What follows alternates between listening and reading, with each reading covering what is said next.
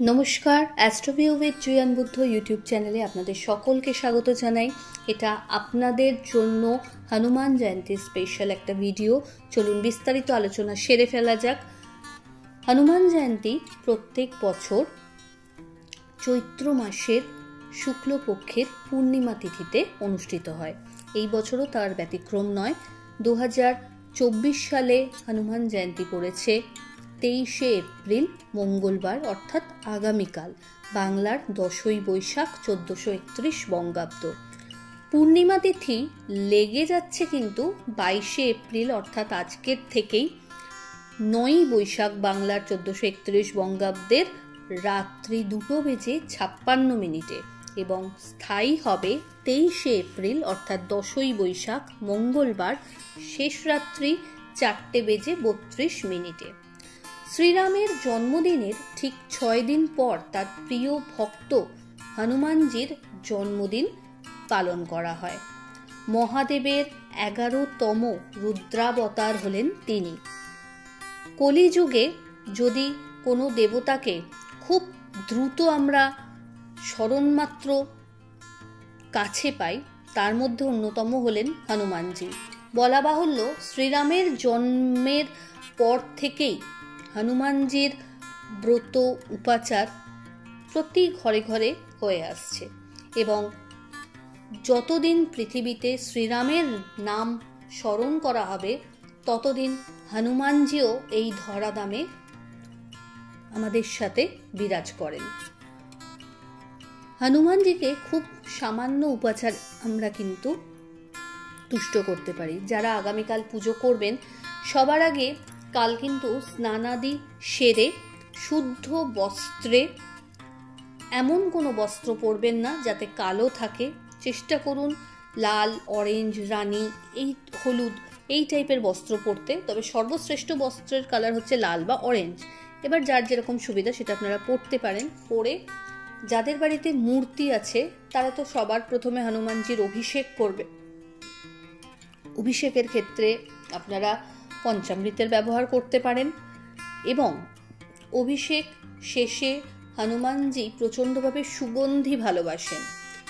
গঙ্গা জল দিয়ে পুনরায় অভিষেক করে ভালো করে কাপড় জামা পরানোর আগে হনুমানজিকে বস্ত্র তো অবশ্যই আমরা চাপাবো, তার আগে ভালো করে মুছে নিয়ে তাকে সুগন্ধি আতর গায়ে মাখিয়ে দিতে পারেন।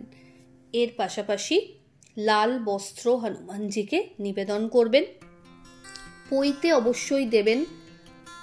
এর পাশাপাশি জুঁই ফুলের তেল বা চামেলির তেল হনুমানজির অতি প্রিয়, তো চামেলির তেলের প্রদীপ জ্বালতে কিন্তু ভুলবেন না। তবে হ্যাঁ, হনুমানজির পুজোর আগে সবার প্রথমে কিন্তু গণেশ বন্দনা করতে হয়।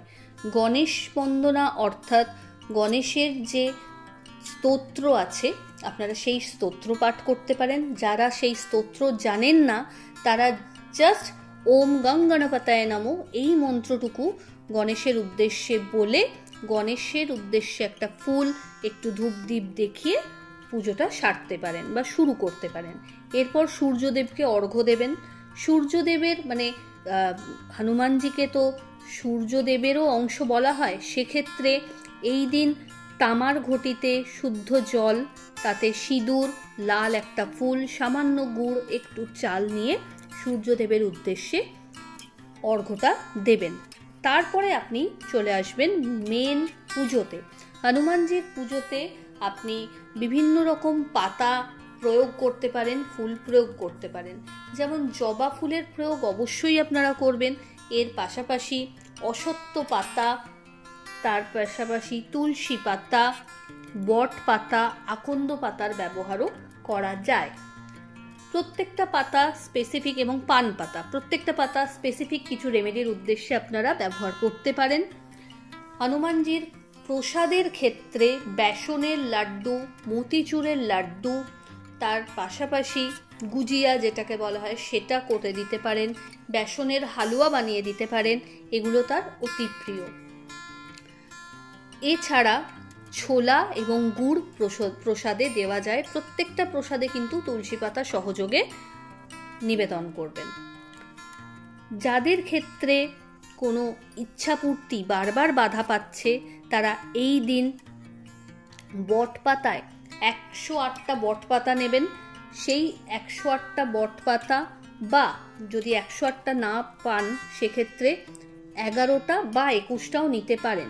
প্রত্যেকটা পাতায় জয় শ্রীরাম এই কথাটা মেটে সিঁদুর চামেলির তেল দিয়ে গুলে লিখবেন কি দিয়ে সেটা একটা প্রশ্ন। এক্ষেত্রে বলে রাখি, বটপাতার যে ডানটিটা সেই ডানটি দিয়েও লিখতে পারেন, অশ্বত্থ পাতার ডানটি যেটা হয় সেই ডানটিটা দিয়েও ডাঁটটা দিয়েও লেখা যায়। কিংবা আপনারা যদি নতুন কোনো তুলি কিনে এনে সেই তুলি দিয়েও লিখে নিতে পারেন, তাহলে খুব মানে প্রপার লেখাটা হয় এই আর কি। তো এইভাবে আপনারা লিখে নিজের ইচ্ছে জানিয়ে হনুমানজির গলায় যদি নিবেদন করতে পারেন তো দ্রুত ইচ্ছাপূর্তি ঘটে।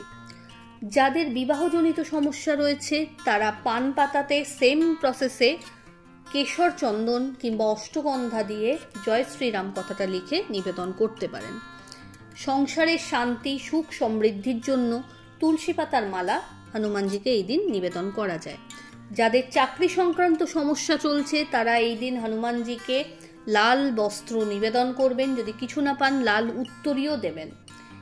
এই সময় মানে এই কালকের দিনে হনুমান চালিসার দিনে হনুমান জয়ন্তীর দিনে 5 বার হনুমান চালিসা সারাদিনে যদি একসাথে বসে পাঠ করতে পারেন সামনের ঘিয়ের প্রদীপ জ্বালিয়ে, তাহলে আপনার প্রত্যেকটা কাজ সফল হবে।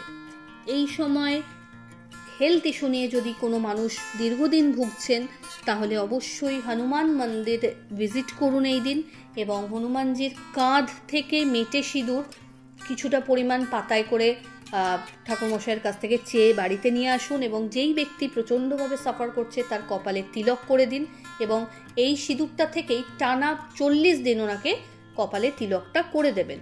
এতে কিন্তু অভূতপূর্বভাবে রেজাল্ট পাওয়া যায়।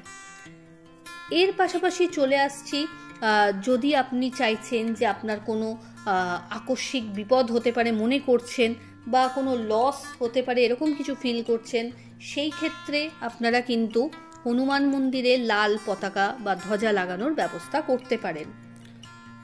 সন্ধ্যাকালে কোনো হনুমান মন্দিরে গিয়ে হনুমান চালিসা যদি কাল পাঠ করেন, এতে মেন্টাল একটা রিলিফ আপনি অনুভব করবেন এবং কনফিডেন্স লেভেলও বাড়বে। শত্রুবাধা, কার্যবাধা এবং রোগ বাধা এই তিনটে আমাদেরকে সবসময় নাজেহাল করে দেয়। তো এই তিনটে বাধা কাটাতে খুব ছোট্ট একটা মন্ত্র আপনাদের সাথে শেয়ার করে দিচ্ছি। এটা আপনারা অবশ্যই কালকে 11 বার জপ করবেন, এবং কালকের দিন থেকে টানা 40 ডেজ বা 90 ডেজ করার চেষ্টা করবেন। কি মন্ত্রটা?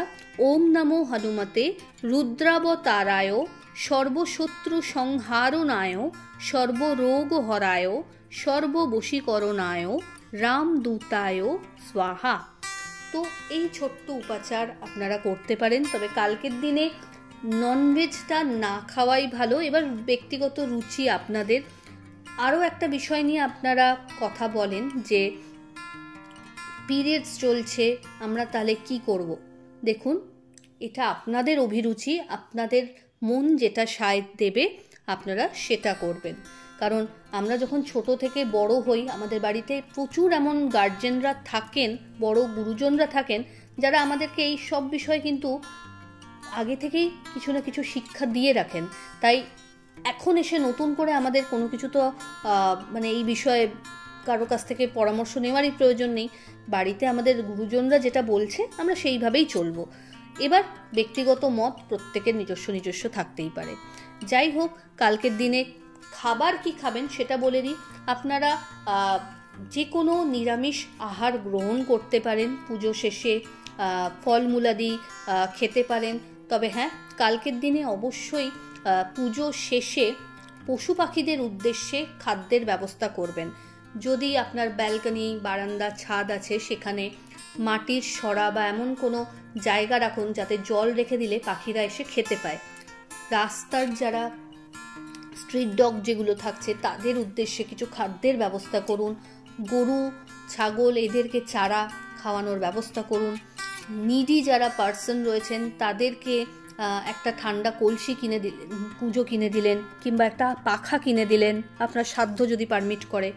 এই কাজগুলো অবশ্যই আপনার সাধ্যমতো করতে পারেন। মানসিক তৃপ্তি তো থাকছেই, তার পাশাপাশি যে আশীর্বাদ আপনারা অর্জন করবেন সেটা মূল্যহীন। তো আজকের জন্য এইটুকুই। আশা করি আপনারা সবাই খুব ভালো আছেন। সুন্দর করে হনুমান জয়ন্তী পালন করুন। জয় শ্রীরাম।